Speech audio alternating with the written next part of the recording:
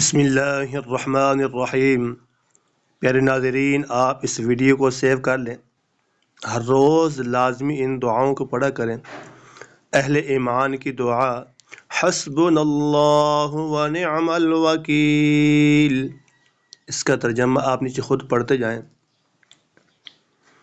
حضرت ابراہیم علیہ السلام کی دعا، رب اجعلنی مقیم الصلاة ومن ذریتی ربنا وتقبل دعاء ربنا اغفر لی ولوالدی وللمؤمنین یوم یقوم الحساب۔